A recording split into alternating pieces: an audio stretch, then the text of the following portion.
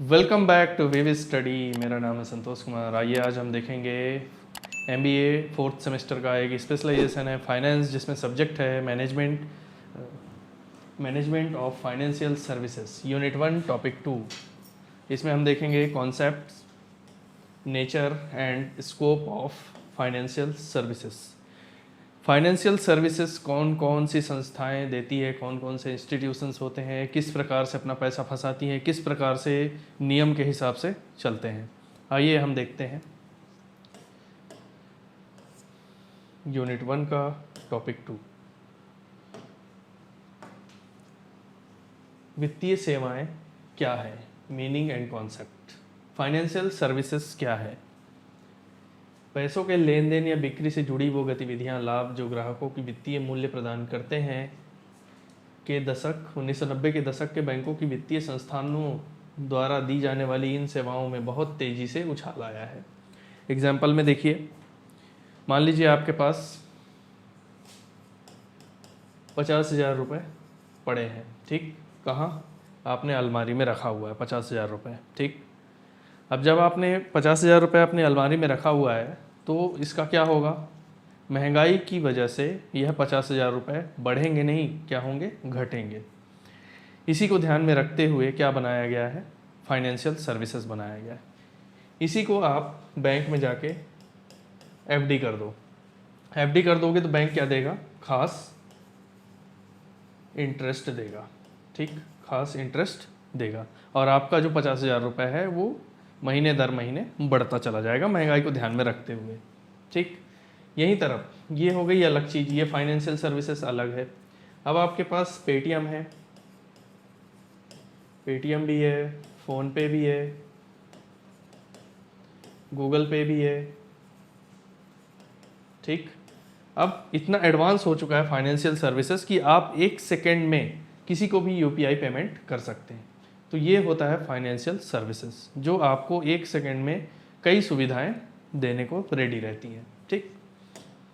चलिए आगे चलते हैं। बाजार के 3 मुख्य पिलर, मेन सेक्टर्स, मार्केट के मेन सेक्टर्स फाइनेंशियल सर्विसेज देने के, ठीक। पहला देख लेते बैंक। ये ऋण देने या निवेश के लिए जनता से पैसा जमा करते हैं जो मांग पर लौटाए जाते हैं। बैंक तो आप जानते ही होंगे, बैंक क्या है। बैंक में आप लोग क्या करते हैं? पैसा जमा करते हैं, और जब आपकी मांग होती है एटीएम से आप तुरंत पैसा निकाल लेते हैं, ठीक। मान लीजिए कोई एक व्यक्ति है, जॉब करता है, ठीक, और उसकी सैलरी आती है, ठीक है। और जब सैलरी आती है तो ये व्यक्ति क्या करता है? बैंक के एटीएम में जाता है, और एटीएम में उसका क्या मानना होता है कि जब मेरी सैलरी आई है तो ये चीज़ मुझे क्या चाहिए? वापस चाहिए, ठीक। तो मांग पर क्या किया जाता है? लौटा दिया जाता है। और जब सैलरी आती है तो आप यहाँ से क्या ले सकते हैं? ऋण भी ले सकते हैं, पर्सनल लोन भी ले सकते हैं, कोई सा भी लोन ले सकते हैं, कार लोन ले सकते हैं, ठीक, बाइक लोन ले सकते हैं, ठीक है। ऐसी कई चीज़ें हैं जो आप इसमें कर सकते हैं, बैंक वो सुविधा देती है आप लोगों को, ठीक है।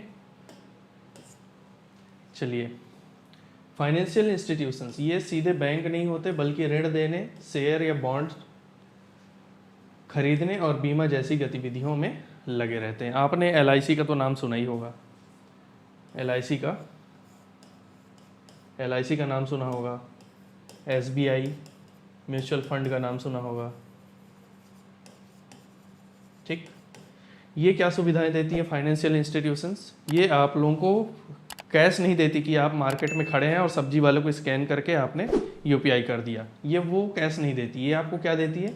जीवन बीमा सुरक्षा योजना देती है, और म्यूचुअल फंड क्या देता है? एसआईपी करने का सिस्टम प्रदान करता है, सिस्टमेटिक इन्वेस्टमेंट प्लान, ताकि आपके भविष्य की सुरक्षा को देखते हुए ये फाइनेंशियल इंस्टीट्यूशन क्या किया गया है? बनाया गया है, ठीक। आगे चलते हैं। एनबीएफसीज ये ऐसी कंपनियां हैं जिनका मुख्य व्यवसाय जमा प्राप्त करना या ऋण देना होता है, जो बाजार की सेवाओं का दायरा बढ़ाती है। एनबीएफसीज प्रॉपर बैंक नहीं होते, प्रॉपर बैंक नहीं होते हैं। ठीक, मान लीजिए आपको आईफोन खरीदना है, मान लीजिए आपको क्या खरीदना है, आईफोन खरीदना है। ठीक है, आईफोन खरीदने के लिए आपका यहाँ पर क्या चेक किया जाता है, सिविल स्कोर, सिविल स्कोर और आपकी सैलरी, ऐसी कई चीज़ें आप पूछी जाती है यहाँ पर। ठीक, जब आपको आईफोन ख़रीदना है और आप जब इंस्टॉलमेंट में लेते हैं तो पीछे से जो लोन देता है, पीछे से जो लोन देता है वो होती है कौन कंपनियाँ, बजाज फाइनेंस। ठीक, मुथूट फाइनेंस, ये पीछे से जो लोन देती हैं वो कंपनियां बजाज फाइनेंस और मुथूट फाइनेंस। ये प्रॉपर बैंक नहीं है, प्रॉपर बैंक नहीं है, लेकिन ये बैंक की तरह क्या देती है, आप लोगों को लोन देती है। ठीक है, चलिए आगे चलते हैं। सबसे ज़रूरी 5 विशेषताएं, कैरेक्टरिस्टिक्स। इंटेंजिबल, इन्हें छुआ या देखा नहीं जा सकता, यह पूरी तरह से जनता के फीडबैक और सर्विस की क्वालिटी पर निर्भर करती है, सर्विस की क्वालिटी पर निर्भर करती है। मान लीजिए आपको एक कार लेना है, मान लीजिए आपने कार खरीद ली। ठीक, कार खरीद ली तो आप उसे क्या कर सकते हैं, छू सकते हैं, देख सकते हैं, वो क्या है, टेंजिबल है। और यहाँ पर क्या पूछा जा रहा है, इंटेंजिबल, जिसे देखा नहीं जा सकता। अब उसी कार का आप क्या कराएंगे, इंश्योरेंस कराएंगे। तो इंश्योरेंस कराएंगे तो आपको क्या दिया जाएगा, पीडीएफ में पेजेस दिए जाएंगे, वो इंश्योरेंस का क्या होता है, पेज होता है। ठीक, अब आगे चल के अगर उस कार का एक्सीडेंट हो जाता है तो फिर बिना किसी प्रॉब्लम के आपको क्या मिल जाता है, क्लेम मिल जाता है, बिना किसी प्रॉब्लम के क्लेम मिल जाता है। यही क्या होता है, इंटेंजिबल होता है, जो बिना देखे आप लोगों को सर्विस प्रोवाइड करता है, प्रॉफिट दिलाता है। ठीक, अब बात करते हैं डायरेक्ट सेल। बीच में कोई भी बिचौलिया नहीं होता, मिडिलमैन नहीं होता, सीधे सही समय और सही स्थान पर उत्पादन तथा वितरण का एक साथ किया जाता है। जैसे कि आपको 1 लाख का लोन चाहिए है, मैं बैंक की बात कर रहा हूँ। ठीक, बैंक की बात कर रहा हूँ। अगर आपको 1 लाख का लोन चाहिए तो आप यहाँ पर किसी से नहीं पूछते, मतलब बैंक वो सर्विस प्रोवाइड करती है कि आप डायरेक्ट बैंक में जाकर क्या कर सकते हैं, अप्लाई कर सकते हैं कि आपको क्या चाहिए, लोन चाहिए। यहाँ पर कोई मिडिल मैन नहीं होता है। मतलब बैंक में 2 चीज़ें हैं, एक मिडिल मैन होता है, ठीक, और एक होता है डायरेक्ट। डायरेक्ट, आप डायरेक्ट भी जा सकते हैं और मिडिल मैन के थ्रू भी जा सकते हैं। तो यहाँ पर आपको 1 लाख का लोन मिल सकता है। ठीक, तो ये होता है डायरेक्ट सेल। अब बात करते हैं डाइवर्सिटी। हर ग्राहक की ज़रूरत अलग अलग होती है, इसलिए संस्थाओं को उत्पादों और सेवाओं की विस्तृत श्रृंखला देनी पड़ती है। एग्जाम्पल में देखिए, जैसे कि एक कॉलेज का स्टूडेंट है, कॉलेज का स्टूडेंट, ठीक, उसके लिए zero balance account, zero balance account. ठीक, जो जॉब करता है, जिसकी सैलरी आती है, उसके लिए सैलरी अकाउंट, उसके लिए क्या बनाया गया, सैलरी अकाउंट बनाया गया है। जो बिजनेसमैन होते हैं, बिजनेसमैन होते हैं बड़े, उनके लिए करंट अकाउंट, करंट अकाउंट बनाया गया है। ठीक है, बैंक में डाइवर्सिटी होती है, मतलब कि हर ज़रूरत के हिसाब से अलग अलग प्रोडक्ट प्रोवाइड किया जाता है। ठीक, आगे देखते हैं फ्लक्चुएशन इन डिमांड। सामान्य आर्थिक गतिविधि के स्तर के अनुसार इनकी मांग काफ़ी घटती बढ़ती है। फ्लक्चुएशन इन डिमांड, मान लीजिए दिवाली आती है, धनतेरस आता है, तो आप लोगों की डिमांड यहाँ पर क्या बढ़ जाती है, कार लोन चाहिए, ठीक, कंज्यूमर लोन चाहिए। जब जब त्यौहार आते हैं तो यहाँ पर लोन की डिमांड बढ़ जाती है, और जब मंदी आती है तो लोग यहाँ पर लोन लेना कम कर देते हैं। यही होता है फ्लक्चुएशन इन डिमांड। चलिए information based and quality labour, यह पूरा काम सटीक सूचना इंफॉर्मेशन के प्रोसेस और जटिल विश्लेषण करने वाले उच्च गुणवत्ता के अनुभवी कर्मचारियों पर टिका रहता है। ठीक, मान लीजिए आपको 10 लाख का लोन चाहिए, 10 लाख का लोन चाहिए, तो यहाँ पर बैंक क्या करेगा, सबसे पहले आपका सिबिल स्कोर चेक करेगा, सिबिल स्कोर चेक करेगा। उसके बाद आपका बैंक स्टेटमेंट, बैंक स्टेटमेंट, उसके बाद सैलरी स्लिप। ठीक, ये सब देखने के बाद जो वहाँ पर क्रेडिट मैनेजर बैठा होता है, जो क्रेडिट मैनेजर बैठा होता है, ये सब चेक करने के बाद ही डिसाइड करता है कि आपको ये 10 लाख का लोन देना कितना रिस्की है, क्या आपको 10 लाख का लोन देना चाहिए या नहीं चाहिए। कौन डिसाइड करता है, क्रेडिट मैनेजर डिसाइड करता है। अगर आप लोन लेने के काबिल हैं तो आपको 10 लाख का लोन मिल जाएगा। अगर आपका सिविल स्कोर ख़राब है, सैलरी कम है, ठीक है, ये सब चीज़ें अगर गड़बड़ है तो आपको लोन नहीं मिलता है। तो ये है सबसे ज़रूरी विशेषताएं, कैरेक्टरिस्टिक्स। आइए आगे देखते हैं। वित्तीय सेवाओं के 2 मुख्य प्रकार, काइंड्स ऑफ फाइनेंशियल सर्विसेज। इसमें हम पहला पॉइंट देखते हैं। पहली दुकान, जहां कंपनी अपना खुद का पैसा फंसाती है, asset fund based on services. ठीक, पहला पॉइंट देखते हैं। इक्विपमेंट लीजिंग, बिना संपत्ति खरीदे और स्वामित्व के बगैर एग्रीमेंट के तहत किराए पर उसका उपयोग और नियंत्रण करना।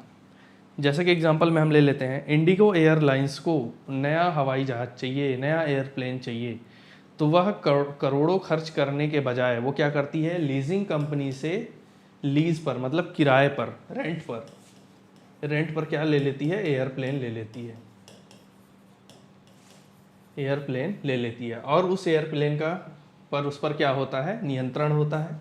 वो उसका उपयोग करता है और उसका नियंत्रण करता है, लेकिन उसका मालिक नहीं होता। उसका मालिक कौन होता है, लीजिंग कंपनी होती है, जहां उसने हवाई जहाज़ को रेंट पर लिया। ये होता है इक्विपमेंट लीजिंग, जहां पर कंपनी अपना पैसा जानबूझकर फंसाती है। ठीक, कौन फंसाती है, इंडिगो एयरलाइंस नहीं, लीजिंग कंपनी।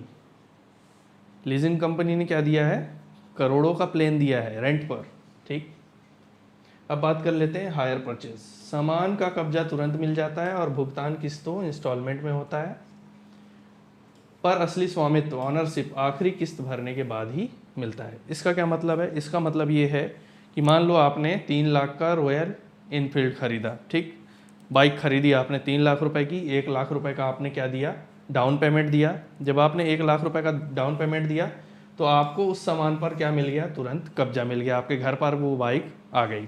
ठीक, 1 लाख रुपए तो आप डाउन पेमेंट कर चुके हैं, अब बचा 2 लाख रुपए। अब 2 लाख रुपए का आप क्या करेंगे, किस्तों में आप उसे प्रोवाइड करेंगे। किस्तों में 2 साल बाद जब वो आखिरी किस्त होगी, जब आप आखिरी किस्त भरेंगे, उसके बाद ही आपको क्या मिलेगा, असली स्वामित्व मिलेगा। तो यहाँ पर कंपनी जानबूझकर अपना पैसा फंसाती है और यहाँ पर EMI पर बाइक दे देती है। ठीक, ये होता है हायर परचेस। अब बात करते हैं बिल डिस्काउंटिंग। बिना किसी संपार्श्विक प्रतिभूति, कोलेक्ट्रल सिक्योरिटी के उधार बिक्री के बिल बैंक को देकर डिस्काउंट कटवाकर तुरंत कैश लेना। बिल डिस्काउंटिंग क्या होता है, बिल डिस्काउंटिंग वो होता है, जैसे कि मान लीजिए कोई एक कंपनी है, मान लीजिए कोई एक कंपनी है, ठीक, और ये एक दूसरी कंपनी है, दूसरी कंपनी। ठीक, इस कंपनी ने प्रोडक्ट किसे बेचा, इसे बेचा कितने का, 10 लाख का।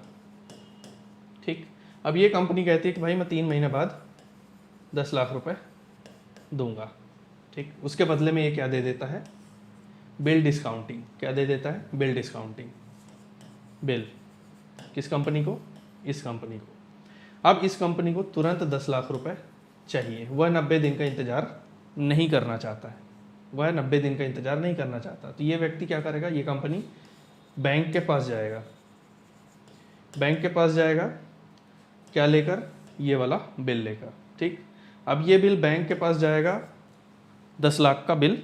ठीक, अब बैंक कुछ चार्ज काट के, मान लो 20,000 रुपये उसने चार्ज काट लिया और 9,80,000 रुपये इस कंपनी को दे दिया। ठीक, इसको तुरंत कैश चाहिए था तो 9,80,000 रुपये इसको दे दिया। ठीक, अब ये जो कंपनी है ये अपना 3 महीने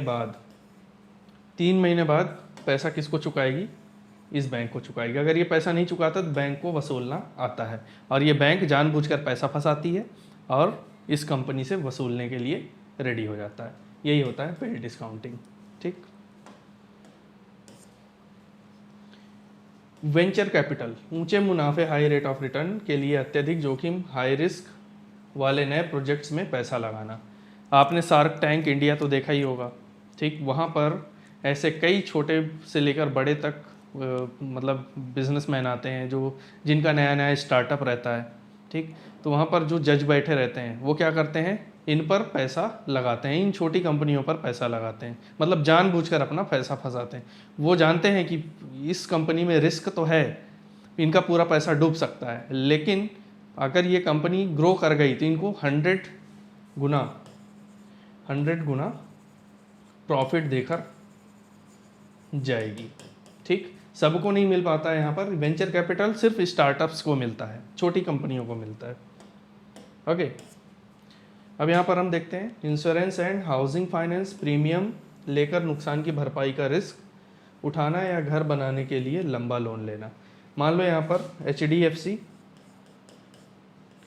होम लोन्स,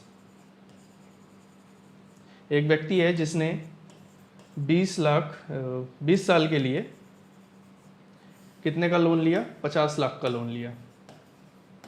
कितने का लोन लिया, 50 लाख का लोन लिया। HDFC ने यहाँ पर क्या किया, 20 साल के लिए 50 लाख रुपए फंसा दिए। अगर वो व्यक्ति ईमानदार होगा तो 20 साल तक लगातार वह 50 लाख रुपए का क्या करेगा, किस्त भरता रहेगा। तो ये होता है, कंपनियां जानबूझ के अपना पैसा फंसाती हैं। ठीक, और उनको आगे चल के रिस्क भी है कि उनका पैसा नहीं भी मिल सकता है, लेकिन वह पैसा फंसाती है। मिल भी सकता है तो प्रॉफिट भी होता है। ठीक, लॉस भी होता है, प्रॉफिट भी होता है। ओके, चलिए आगे चलते हैं। दुकान A तो हो गया हमारा। ठीक, अब हम देख लेते हैं दुकान B, जहां कंपनी सिर्फ अपना दिमाग और सलाह देकर फीस लेती है, फीस बेस्ड एडवाइजरी सर्विसेज। हमने पहले दुकान A में क्या देखा, कंपनी जानबूझकर पैसा फंसाती है। अब हम यहाँ पर दुकान B देखेंगे जहाँ पर कंपनी अपना दिमाग लगाकर सूझबूझ एडवाइस लेकर ही पैसा लगाती है। सबसे पहले मर्चेंट बैंकिंग, कंपनियों के शेयर निर्गमन, पब्लिक इशू, बाजार में उतारने का पूरा मैनेजमेंट और सलाहकारी काम संभालना। जैसे कि हम जोमेटो की बात कर लेते हैं। अगर इसको शेयर मार्केट में एंट्री लेनी है, अगर इसको, चलो शेयर मार्केट में तो एंट्री मिल ही जाती है, जोमेटो को IPO निकालना है। ठीक, इनिशियल पब्लिक ऑफरिंग। जोमेटो को कितना चाहिए पब्लिक से, 5,000 करोड़, 5,000 करोड़ चाहिए। ठीक, तो वह क्या करती है कंपनी, IPO निकालती है, मतलब अपने कंपनी का शेयर पब्लिक को खरीदने के लिए प्रेरित करती है कि आप हमारी कंपनी का शेयर खरीदिए, हमें 5,000 करोड़ रुपए की ज़रूरत है अपने वर्किंग कैपिटल को संभालने के लिए। ठीक, तो जब ये IPO निकालते हैं तो सेबी का रूल्स क्या रहता है, बहुत ही खतरनाक रहता है, बहुत ही सख्त रहता है। तो ये जोमेटो के लिए बहुत ही भारी पड़ता है। तो जोमेटो क्या करते हैं, SBI, कैप्स या फिर कोटक महिंद्रा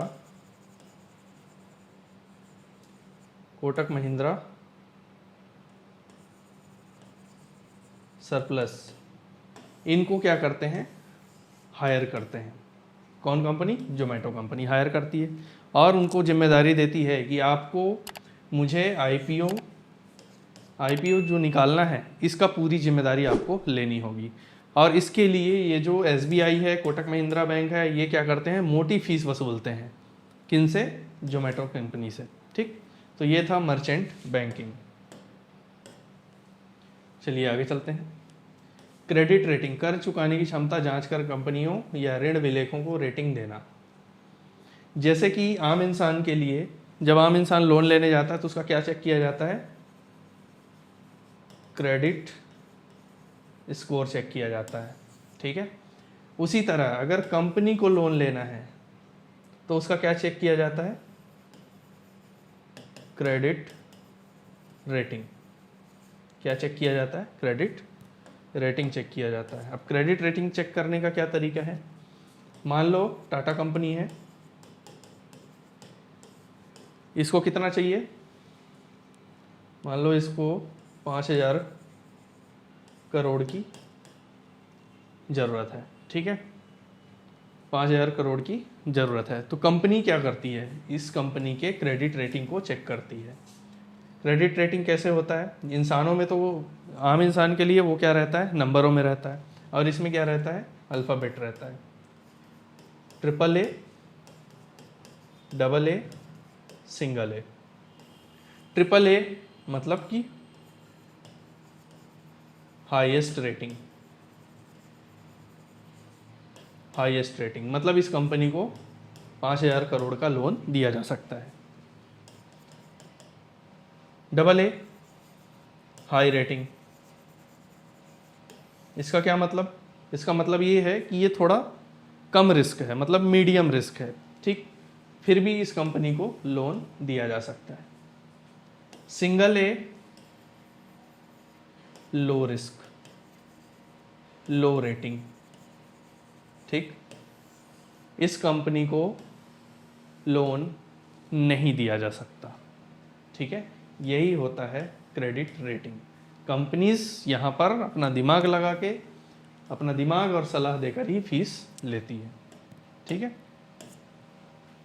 अब हम बात कर लेते हैं स्टॉक ब्रोकिंग। सेबी के साथ रजिस्टर्ड ब्रोकर के जरिए स्टॉक एक्सचेंज में शेयरों को खरीद बिक्री करवाना, ठीक। अब इसमें क्या होता है स्टॉक ब्रोकिंग में?